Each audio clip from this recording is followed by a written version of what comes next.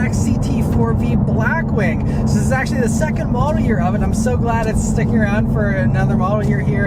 And I absolutely love this thing. I already sung its praises on the media drive last year where I got to flog one of these around a track and really push it on some back roads and spend an entire day with this vehicle, both with the automatic and the manual, and it was an absolute blast. This time I'm driving the manual transmission here. So just, getting to spend a week with it, I got a little more insight into the Blackwing CT4 than I, had just on the media launch day. And so, I mean, overall, obviously, I still absolutely love it. It is basically perfection in this segment, and it's really, one of the few that offers a manual. It's this and the M3, which kind of is a segment up technically, but, all the others, don't offer a manual, and, it's just having the rear-wheel drive thing is also great, which again, only the M3 can match. Everything that's actually in this segment, like the, Audi RS3 and the CLA 45s, things like that, those are, all-wheel drive and, 4-cylinder turbos and stuff, except for the RS3, being the 5-cylinder, which is awesome in its own, and I'll get more to the RS3 in a minute. But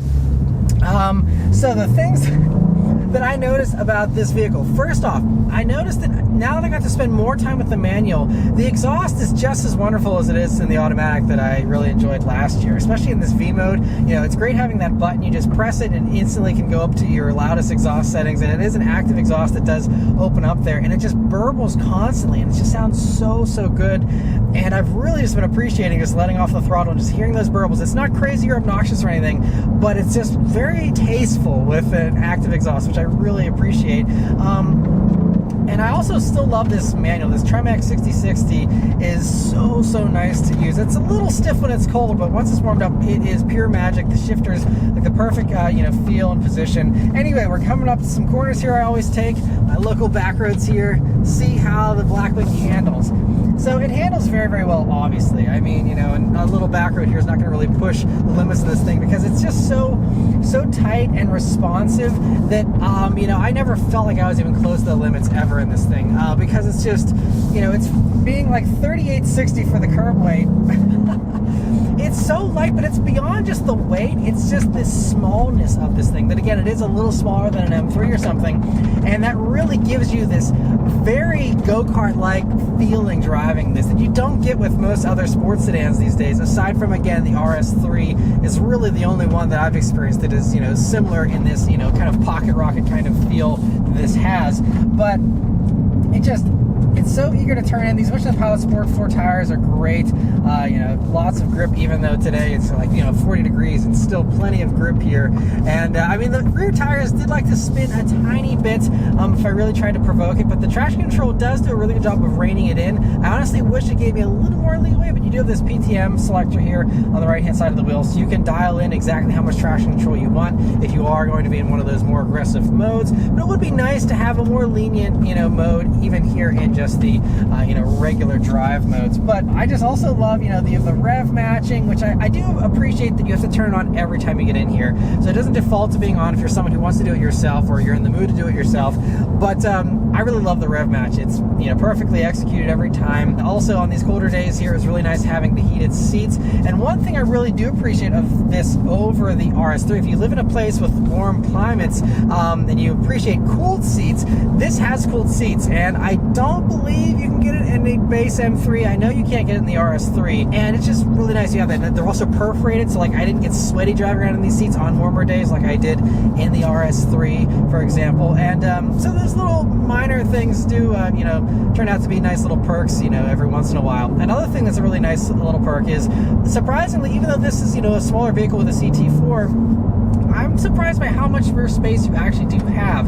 So the last time I had a CT4 was the regular V a couple years back. I didn't have a baby seat in that one, but now we have a toddler and a giant, rear-facing car seat here, and I'm impressed just how it swallowed it up. So I mean, I mounted it in there and no problems whatsoever. And actually, even for having a front passenger, it's possible. I'm 5'9". I still had about an inch or so of knee room there, so I didn't feel super cramped. And so I was just impressed. And don't be discouraged by the small size. If you are someone who has small kids and you have giant car seats, this handles them a lot better than you might be expecting. And another acceleration.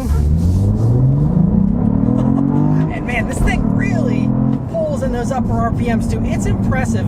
You know, when we're comparing this to like the RS3 or a CLA 45 or something like that, you know, those do about 400 horsepower or so, which is good. I mean, they're very impressive, very fast. They put up impressive 0 to 60s, especially thanks to the all-wheel drive systems and those things.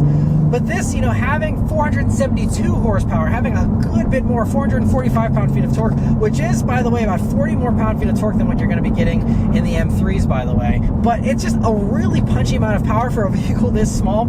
And I love the way they tuned it so that it really rips in the upper RPMs. It's not just all about low-end grunt. This motor really loves being wrung out, and it gives it a very fun and engaging character, especially here with the manual. And I also like that the manual ratios aren't crazy tall. Now, obviously, you know, it's a modern manual, and so, you know, they're not super short, but I like that they made the gearing pretty nice and, you know, quick. So that even in third gear here at 35 miles per hour, I stomp on it, and I get a nice surge forward, so I don't need to be constantly, you know, playing with the upper RPMs.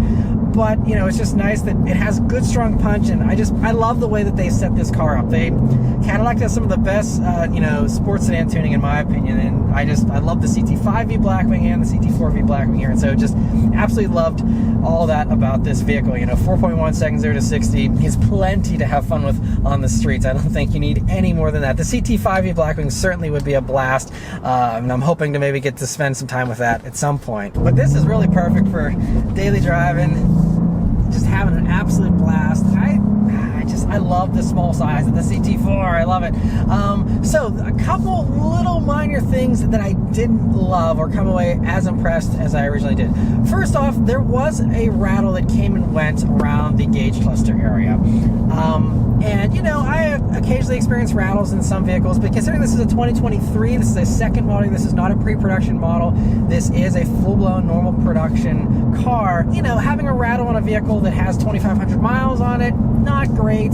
Not at the end of the world, certainly not a deal breaker, but, you know, the build quality is still short. It might not be up to, you know, the standards of some other car companies, but I mean, some of them, I mean, the Audis and stuff like to have rattles too, so, you know, it's not a knock against Cadillac. Just, you know, one little thing I know is at least this car has a tiny little rattle. If you're someone that, you know, gets all upset about those types of things, then, you know, just be noted that I had a rattle in this. So, I mean, this shows you just how truly nitpicky I'm being here with this car. But the only other thing I'll mention is that this AKG 14 speaker stereo sounded very good. And, you know, whenever I was able to compare it back to back with the Bose system and a regular CT4 previously on the launch event last year, I did note that it was a little bit of a fuller sound here for the AKG system compared to the Bose, which are both very good systems. And spending more time with it here, listening to music on Apple CarPlay, it still sounded very good. It's still luxury car appropriate, and you know, I'm pretty happy with it.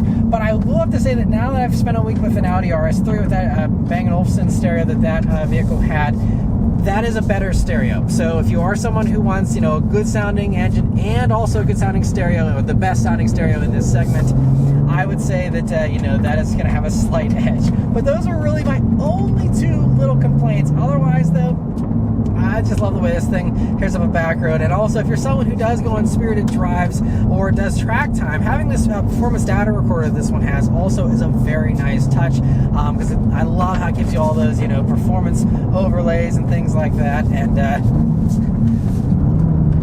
but I mean, yeah, it just goes and goes and goes, and it's also playful though. It shifts around a little bit, you know. It's very dynamic feeling, and you just feel engaged in the driving experience a little more than the RS3, I would say. Obviously, being rural drive, you have to manage that power versus the RS3 kind of just doing its magic to, you know, just work everything out for you. This is a little more driver involvement. If you're someone who likes that driver involvement, obviously this has the manual, which the RS3 can't match. Kind of like a Goldilocks, kind of straddles the RS3 world and the M3 world, and you know, while still being actually about the same price as those cheaper alternatives. And so that's really the last couple things I mentioned here. Fuel economy and, you know, pricing, how it compares to competitors. I want to kind of mention a little more here. So first, fuel economy. So I've been driving this vehicle now 121 miles, and my fuel economy has been 16.5 mpg, which doesn't sound like much for a vehicle this small, but it does have a twin turbo V6, almost, you know, 500 horsepower, and a manual transmission, and I was enjoying it a good bit this week. I mean, I did do some highway cruising and you did some around town commuting and going to the grocery store, things like that. but you know, it's a little bit underwhelming, I guess, as far as fuel economy. I know it's not a big deal for people that buy vehicles like this typically, but you know, it does live up to the rating. It's rated only 16 mpg actually in the city, so typically I get 1 to 2 mpg less than the city rating. In this vehicle, I'm getting a half an mpg better, even with my spirited driving. So honestly, it's overperforming what I typically would expect to see. And if you do take it easier, Cadillac claims you'll get 23 mpg on the highway and 18 is the combined rating. You know, if you do something that's a little more, you know, balanced than my predominantly suburban around town driving. I didn't do very much, you know, highway driving. But so anyway, that's that. The last thing that I'll mention is the pricing, how it compares to competitors. So this vehicle here, as tested, is priced at about $71,500. These start right around 60. This one has a few options on it. So this has these seats which are upgraded and has the nicer leather and you know, the ventilation and all that kind of stuff. And that's about $4,900. That's the big one that's really expensive. Otherwise, it has like performance data recorder, a few other minor little things here that, you know, add up to, again, that $71,500 price for this one. Now, you know, you can get an RS3 for a little bit cheaper, but again, you get less power, you don't get cooled seats, you don't get the performance data recorder, and you know, a few other little things like that. I also will say this is a little bit more spacious than the RS3, not by much, but it is a tiny bit bigger, so that is another perk potentially, depending on how you're looking at it. But you know, really, this is kind of in a class of its own in some ways, because again, it's technically, you know, a little bit smaller than the M3, but that is really the closest competitor. And honestly, you know, I think it's the strongest competitor. The RS3, you know, does undercut this a little bit. And if you want the all-weather traction, obviously it's a very different animal. It's an amazing vehicle. I loved it, and definitely go watch the week with video on that if you want to, you know, see my review on the RS3. It's amazing in its own way, but I think the stiffest competition is the M3 because the pricing isn't quite as vast as it used to be. So comparably equipped, an M3 is going to run you about $7,000 more than this. And when you're talking about 70 grand vehicles, you know, is 7 grand a huge jump? Not really. And for that price, you get basically the same power, a little bit less torque, but you get a little bit more space in the BMW, probably a little more luxury in the BMW as well, bigger screens. And so, you know, there are some perks to it. And so I think that's really the biggest problem. You can take it easy on the options in this, and then you will have a vehicle that will undercut, because the M3s start at 70. So I mean, this starts way lower. It's just, you know, those options and, you know, playing that option game to, you know, figure out what's going to be the best value for you. But you know, I would just say that that's probably the stiffest competitor. Again, I've not driven the M3, so I can't say definitively, you know, which one I would go for, or whether the M3 is worth the extra 7 grand. But what I can say is, you know, I appreciate the smaller size of this. I also like that it's not an M3. I mean, not that I have anything against the M3, but the styling is very polarizing. I personally don't like that, but I mean, that's just subjective stuff. But, you know, it's also just, the M3 is a lot more popular, and obviously probably for good reason, but it's just that, you know, with this, you have something different. You have something that stands out, something that people don't see every day, and having that exclusivity a little bit, and, you know, having something a little more unique than the average person going out and buying an M3, you know, it just, you know, this is the different choice. And so overall, you know, I just hope that people don't overlook the CT4-V Blackwing here, because it's truly an amazing car that's well worth consideration, well worth purchasing. I hope that, you know, I think these are selling pretty well so far, but I really hope they continue to sell well, especially offering the manual is a bold choice these days. I love that they're offering that, and I just really love that this, you know, vehicle exists and that it's as good as it is. They did such a good job with this thing, and I absolutely love it. But anyway, that's all of my thoughts here on the CT4-V Blackwing. Let me know your thoughts on it in the comments below. Huge thanks to Cadillac for providing me with this vehicle to review, and also be sure, if you like this video, to like, comment, and subscribe for more. And anyway, thank you all very much for watching once again. I'll see you on the next one. Take care.